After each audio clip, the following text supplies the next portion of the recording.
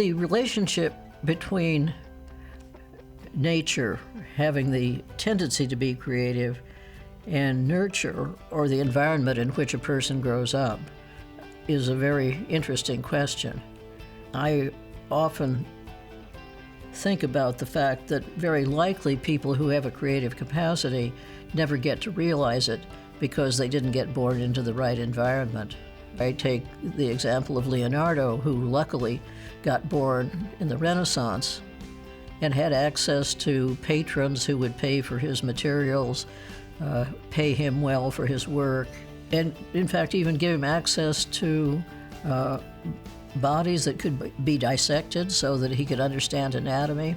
And if he had been in another environment, say 200 years earlier, we would never have had any of those great, marvelous productions of his creative genius.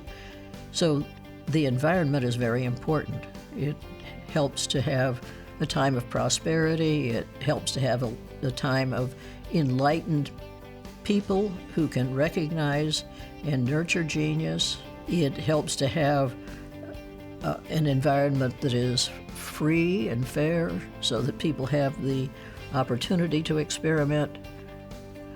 There's, lots of aspects of the environment, or in other words, nurture, that can enhance creativity. The question of whether creativity runs in families is an interesting one, and the answer seems to be yes, it does to some extent. There are families of musicians like the Bachs, where literally I think more than 100 people in the Bach family were successful musicians. In the 19th century, the Darwin family had multiple generations that made different kinds of creative contributions. Francis Galton was Darwin's cousin and was he was actually the person who wrote the first book about the role of nature and nurture in producing creativity. I did this study of the Iowa Writers' Workshop a number of years ago, and one of the questions going into it was, would creative people have an increased rate of mental illness themselves, and what about their first-degree relatives who are parents, siblings, and offspring? But another question was, how many people would have creativity in their first-degree relatives?